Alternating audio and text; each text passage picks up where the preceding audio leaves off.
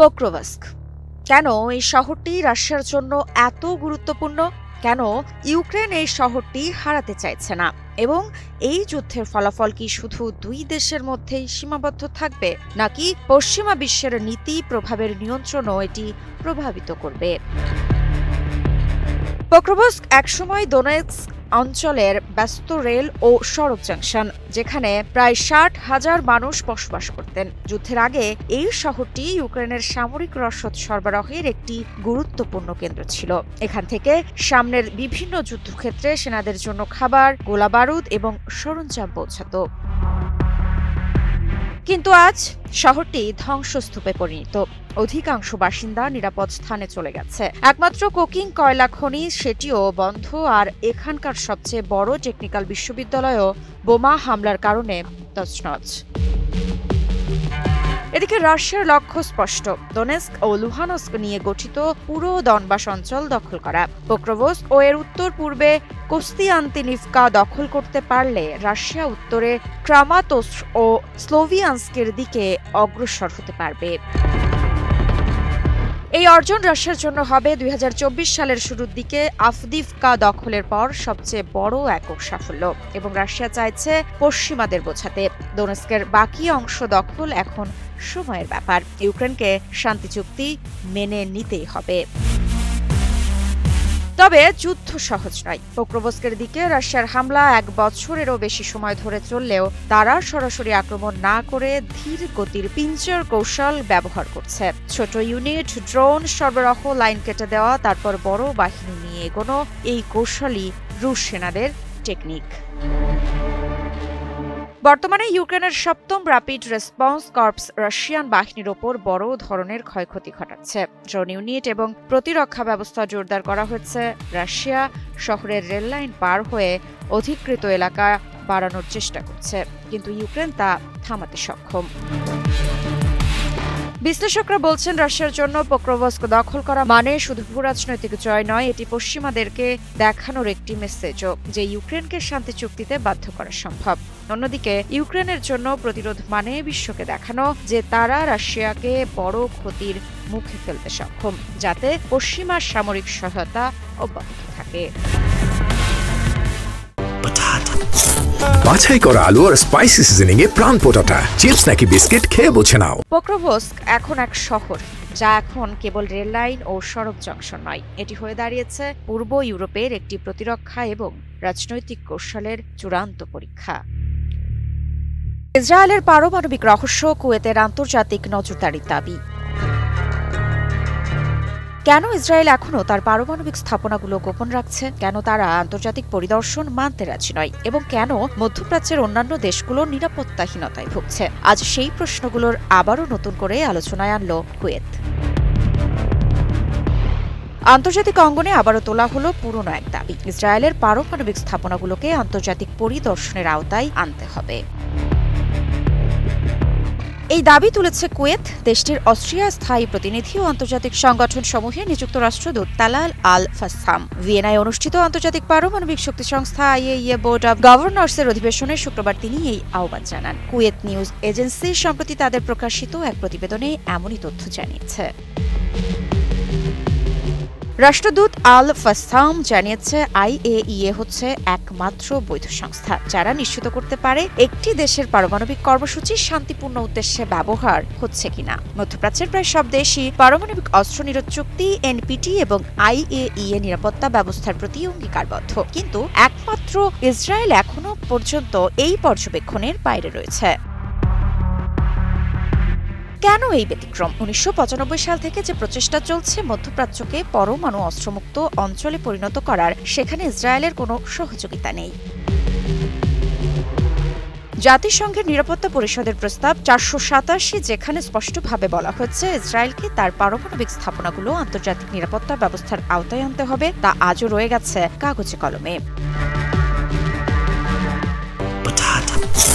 বাছাই করা আলু আর স্পাইসি সিজনিং এ প্রাণ পোটাটা চিপস নাকি বিস্কিট খেয়ে বুঝে নাও। কুয়েতি রাষ্ট্রদূত জানিয়েছে ইসরায়েলের পারমাণবিক সক্ষমতা নিয়ে বাস্তবসম্মত কোনো অগ্রগতি না হওয়া পর্যন্ত এই বিষয়টি IAEA এর আলোচ্য সূচিতে থাকা উচিত। তিনি আরো যোগ করেন, আন্তর্জাতিক সম্প্রদায়কে এখনই দায়িত্ব নিতে হবে। ইসরায়েলকে বাধ্য করতে হবে তার পারমাণবিক স্থাপনাগুলো IAEA এর পূর্ণাঙ্গ নিরাপত্তা ব্যবস্থার আওতায় আনতে। একদিকে ইসরায়েলের নিরাপত্তা, অন্যদিকে মধ্যপ্রাচ্যের ক্রমবর্ধমান উদ্বেগ। প্রশ্ন এখন একটাই, বিশ্ব কি সাহস দেখাবে ইসরায়েলের গোপন পারমাণবিক অধ্যায় উন্মোচনে, নাকি এই নিরাপত্তা আরও গভীর করবে অনিশ্চয়তার অন্ধকার? বিশ্ব অপেক্ষায় সত্য উন্মোচনের। ইউক্রেন কি এমন এক শান্তি চুক্তির মুখোমুখি যেটি না মানলে ভবিষ্যৎ আরও বিপজ্জনক হবে? যুক্তরাষ্ট্রের চাপ কি আসলে ইউক্রেনকে নিরাপত্তা দিচ্ছে, নাকি আরও বড় বিপদের দিকে ঠেলে দিচ্ছে? রাশিয়া যুক্তরাষ্ট্রের যৌথ খসড়া প্রস্তাব কি যুদ্ধ থামানোর পথ, নাকি নতুন বিতর্কের সূচনা? এই প্রশ্নগুলো ঘুরে বেড়াচ্ছে আন্তর্জাতিক কূটনীতির অন্দরে, কারণ যুক্তরাষ্ট্র সরাসরি ন্যাটোকে জানিয়ে দিয়েছে এখন চুক্তিতে সই না করলে সামনে ইউক্রেনকে এর থেকেও খারাপ শর্ত মেনে নিতে হতে পারে। সম্প্রতি ন্যাটো দূতদের সঙ্গে বৈঠকে যুক্তরাষ্ট্রের সেনা সচিব ড্যান ব্রেসকল জানিয়ে দেন, সময় খুব বেশি নেই। তার কথায় কোনো চুক্তি পারফেক্ট নয়, কিন্তু দেরি হওয়ার আগেই চুক্তি করতে হবে। এই কথার পরেই ওঠে আরেক প্রশ্ন, রাশিয়ার সঙ্গে এই আলোচনায় যুক্তরাষ্ট্র এত দূর গেল কিভাবে, আর কেন মিত্রদের আগেভাগে কিছু জানানো হয়নি? বৈঠক কক্ষের পরিবেশকেও বলা হচ্ছে মলিন। এক সূত্র বলছে, কয়েকজন মার্কিন কর্মকর্তা আক্ষেপ করে জিজ্ঞেস করেছেন ঠিক কোন চিন্তাধারা নিয়ে এই আলোচনায় ঢুকেছে যুক্তরাষ্ট্র। এদিকে রাশিয়া ও যুক্তরাষ্ট্রের তৈরি ২৮ দফার খসড়া চুক্তির শর্তগুলো আরও বিতর্কিত। খসড়ায় বলা আছে, যুদ্ধ থামাতে ইউক্রেনকে নিজেদের ভূখণ্ডও ছাড়তে হবে, এমনকি যেগুলো এখনও তাদের দখলে আছে সেগুলোও। আর যুদ্ধ চলাকালীন সংঘটিত সব যুদ্ধ অপরাধের বিচার বন্ধ করে সাধারণ ক্ষমা ঘোষণার কথাও আছে খসড়ায়। প্রশ্ন আসে, এ ধরনের কঠোর শর্ত কি কোনো স্বাধীন রাষ্ট্র সহজে মেনে নিতে পারে? বাছাইকৃত কাঁচামাল ও স্বয়ংক্রিয় ইউরোপিয়ান মেশিনে তৈরি হয় all time honeycomb, all time healthy life. এই পরিস্থিতিতে সম্প্রতি ভিডিও বার্তায় হাজির হন প্রেসিডেন্ট ভলোদিমির জেলেনস্কি। তার কণ্ঠে ছিল গভীর চাপের ইঙ্গিত। তিনি বলেন, ইউক্রেন তার ইতিহাসে সবচেয়ে কঠিন সময় পার করছে। হয় আমাদের সম্মান হারাতে হবে, নয়তো হারাতে হবে এক বন্ধুকে। একদিকে সার্বভৌমত্ব, অন্যদিকে যুক্তরাষ্ট্র সহ পশ্চিমা মিত্রদের সমর্থন। জেলেনস্কির সামনে এখন দুটোই যেন সমান ঝুঁকির পথ।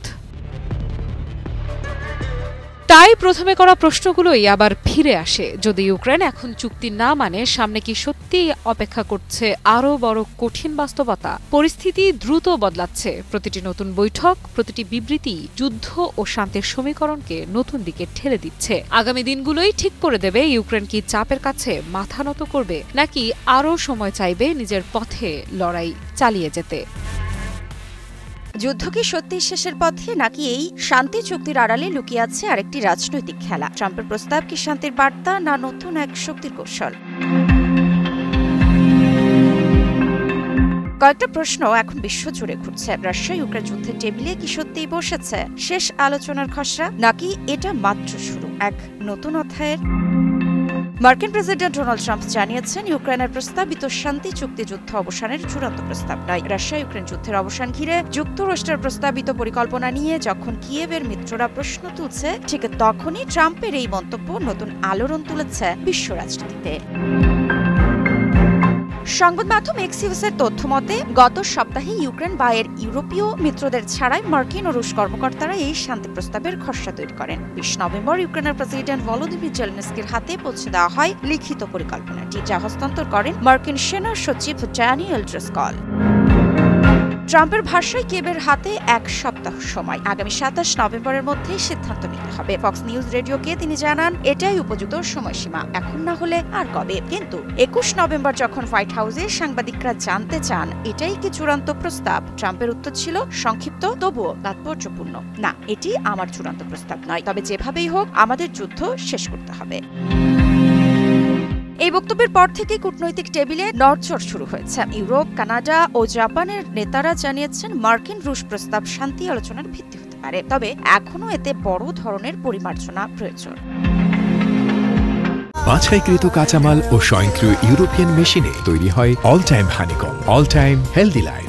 সম্প্রতি G20 সম্মেলনের ফাঁকে ইউক্রেন ইস্যুতে মুখোমুখি হন ব্রিটিশ প্রধানমন্ত্রী কিয়ার স্টারমার, ফরাসি প্রেসিডেন্ট ইমানুয়েল ম্যাক্রো এবং জার্মানির প্রেসিডেন্ট ফ্রেডরিক মের্জ। তারা সবাই একই সুরে বলেন যে কোনো সমাধানেই কিয়েভের অংশগ্রহণ এবং ইউক্রেনের সার্বভৌমত্ব নিশ্চিত করতে হবে। পরবর্তীতে G7ভুক্ত দেশগুলোর সঙ্গেও তাদের বৈঠক হয়।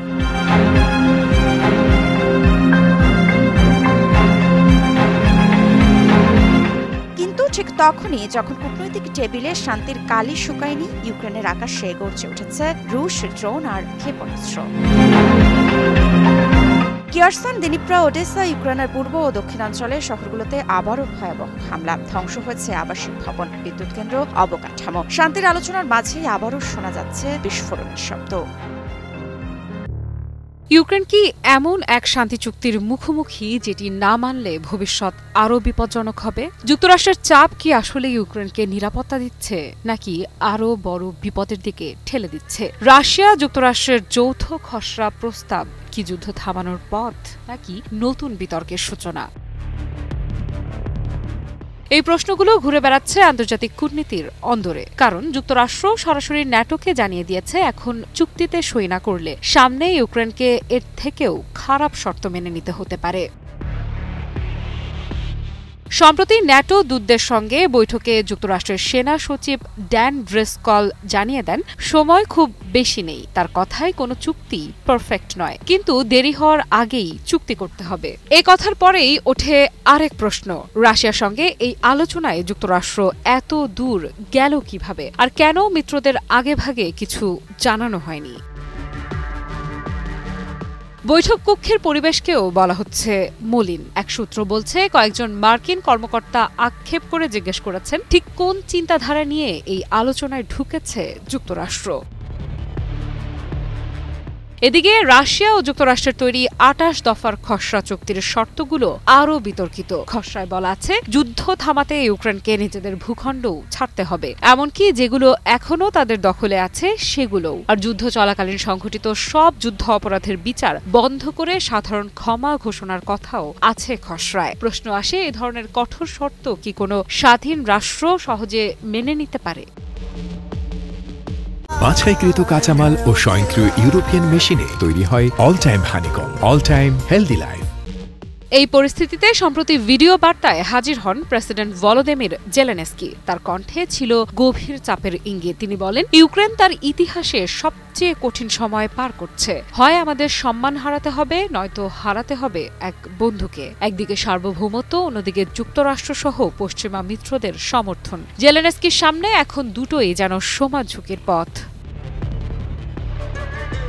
তাই প্রথমে করা প্রশ্নগুলোই আবার ফিরে আসে। যদি ইউক্রেন এখন চুক্তি না মানে, সামনে কি সত্যি অপেক্ষা করছে আরও বড় কঠিন বাস্তবতা? পরিস্থিতি দ্রুত বদলাচ্ছে। প্রতিটি নতুন বৈঠক, প্রতিটি বিবৃতি যুদ্ধ ও শান্তির সমীকরণকে নতুন দিকে ঠেলে দিচ্ছে। আগামী দিনগুলোই ঠিক করে দেবে ইউক্রেন কি চাপের কাছে মাথা নত করবে, নাকি আরও সময় চাইবে নিজের পথে লড়াই চালিয়ে যেতে।